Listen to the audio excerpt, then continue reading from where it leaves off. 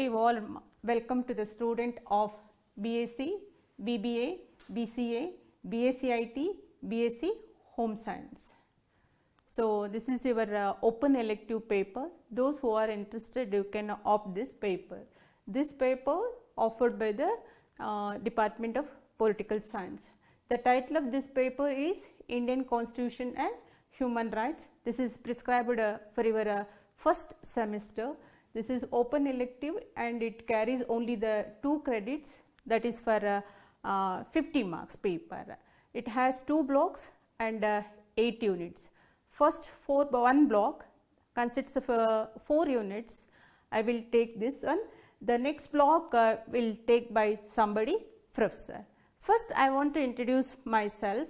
I am Dr. Jhannavi, faculty of the Department of Political Science. Today I am taking how Indian Constitution has been made and what is the importance of Indian Constitution and what is the meaning of Indian Constitution.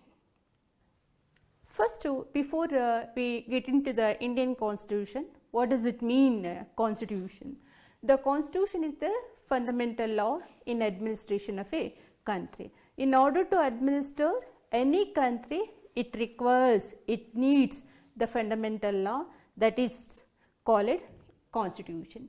Every state has its own constitution. Suppose the state which has no constitution means it is a regime of monarchy. The basis of any government is its constitution. Generally, sovereign state have either written constitution or unwritten constitution. The constitution defining the powers of the government and rights and duties of the governed, and what are the rights and duties which is administered by the state. The constitution is the essential to the proper working of every state. In order to work any state properly, it requires the fundamental law of the land, that is called constitution. It has been rightly pointed out by the Professor Jelinek that a state without a constitution would not be a state, but it is a regime of monarchy. So, in any democratic states, the constitution serves as an instrument for safeguarding the fundamental liberties of an individual, and it also safeguards the people against the tyranny rules. That means rules which are interference with the liberty of any individual. For that, the constitution is a delimitation. The term constitution means the structure and organization of a state. In simple terms, the constitution is a collection of legal rules providing a framework for the governance of any country. It reflects the dominant belief and interest which are characteristic of a society at the time of it was framed and adapted. That means the constitution means at what time it has been adapted, what is the characteristics or what was the characteristics of that state and what are the beliefs of that state. Everything has to be reflected in the constitution. In simple terms, the constitution of a state may be defined as a body of rules and regulation, either it may be a written or unwritten, which determine the organization and functions of the government. That means either it may be a written rules or it may be a unwritten rules that all determine the what are the organization of a state and what are the functions of those organizations. According to the Aristotle, the constitution is an arrangement of power in a state, especially of the supreme power. Jelinek defines the constitution as a body of juridical rules which determine the supreme organ of the state, which prescribe their mode of creation, their manual relationship, their sphere of action, finally the fundamental place for each of them in their relation to the state. One retake okay.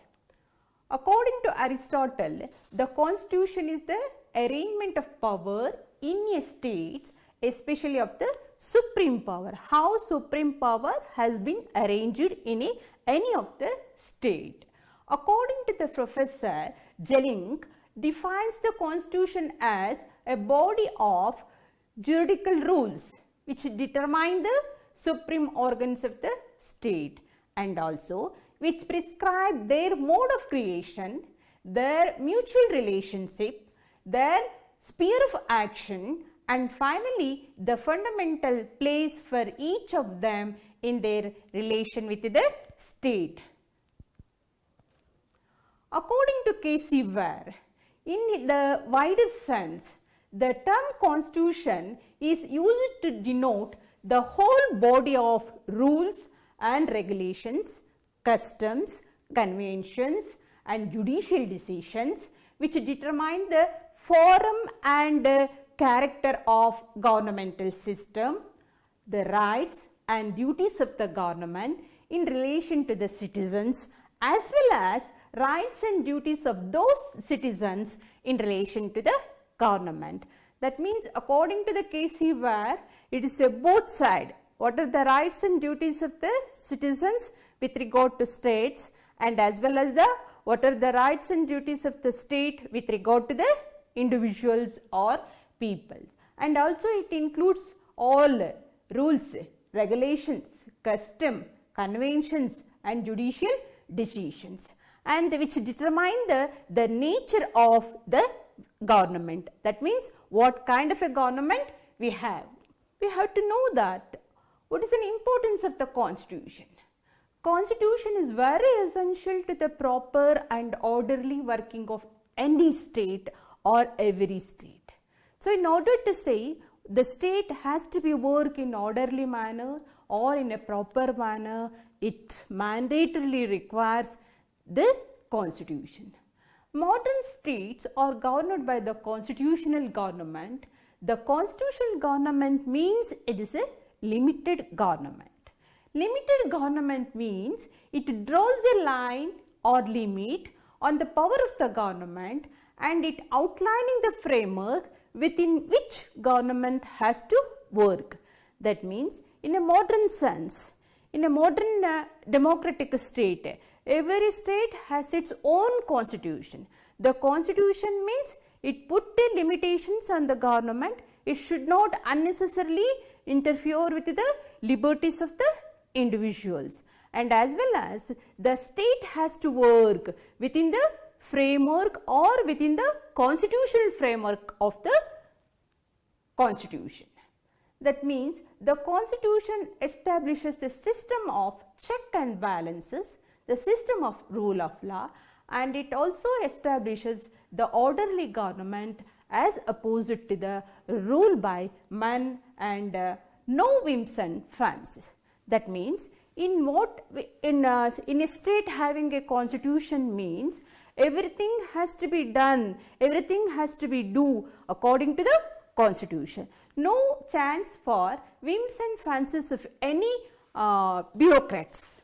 Otherwise, if there is no constitution means bureaucrats will take the decision according to their whims and fancies. That's why we are saying that if the state has a constitution means it is establishes the orderly government which is opposite to the rule of men. In this juncture, it is imperative to know how the Indian Constitution has been evolved because it will throw lights on the growth and understanding of the Indian Constitution. So, the task of framing of our Indian Constitution has been made by our Constituent Assembly, which was the group of eminent personalities who were also the freedom fighters. So, our Constitution has been made by the Constituent Assembly. It is a group of eminent people. They were the freedom fighters. After achieving a political freedom from the Britishers, the framers of our Constitution were confronted with the main problems of achieving two more goals, namely social and economic justice. It was the task, main task before our constitution framework, because in those situations when we got independence, there was much economic disparity, there was much social disparity. So in that circumstances, it is a goal for them to achieve the social justice and as well as economic justice. So this was also reflected in the emotional speech of Jawaharlal Nehru. The first task of this assembly is to free India through a new constitution, to feed to starving people and to clothe the naked masses and to give every Indian the fullest opportunity to develop himself according to his capacity. It was one of the speech, one of the statement made by the Jawaharlal Nehru in his speech. So what was the task of our constitution? So first it is a task before that August assembly, that means Constituent Assembly, to feed the starving people and as well as to provide clothes to the naked masses and also give an opportunity to every Indian to develop himself or herself according to their fullest capacity. The term constitution is derived from the word constitute, which means to form or to establish or to compose. Therefore, the constitution is the act of establishing the basic form or structure of government. The main idea of a constitution, the main ideology of the constitution is to establish the basic form or structure of government. What was the nature and what was the structure of government? So today we are having a parliamentary form of or structure of government. Everything has been explained in the constitution. Here the question arises, how Indian constitution has been made? Is it out of political revolution? No. The constitution of the Indian Republic is the product of a research deliberation of body of eminent people. That means, so our constitution made by eminent people. They have made a elaborate deliberations in the Constitution Assembly. The Constitution set out the rights of everyone which must be respected by the state. For example, we saying part 3rd of Indian Constitution, it is guaranteed against the state. Like that, the Constitution set out the rights of everyone. What are the rights minorities have? What are the rights their weaker sections of the society has? This kind of every kinds of a right has been prescribed in the Constitution that has to be respected by the state. And also it establishes the relationship between the government and the people. That's why the constitution is very important, because how to what are the duties and rights of state towards citizens, as well as what are the duties and rights of citizens towards the state. That means it is establishes the relationship between the state and the people or citizens. That's why the constitution is very important. Finally, the constitution is the guarantees of peaceful change through legal and legitimate modes. That means any constitution, take for example, are not static. That means it has to be changed according to the needs of the society, changes which made in the society. That's why our constitution is also was not static in nature. We have, from by way of amendment, we have to amend our constitution according to the requirements of our society. So here the question arises, what are the sources of Indian constitutions? Where will we influence it for all these provisions? because our constitution having at the time of making of an Indian constitution, the constitution having 395 articles. So for all 395 articles, where we influenced, what is the source for them? The framers of our Indian constitution were greatly influenced by the constitutional system and practices that was prevailing in England. That is parliamentary system of government, rule of law, privileges of members of the parliament, etc. were all taken from the British political system. Then we have also influenced by the American constitution. It was mainly visible in the provisions relating to preamble, fundamental rights and role of the judiciary. And we are taking directive principles of the state policy from the Constitution of Republic Ireland. So that means we are influenced by the Republic Constitution. So these provisions we are taken from the Ireland constitutions. So with some modification, we have according to their our needs, our requirements, we have introduced under the Indian constitution.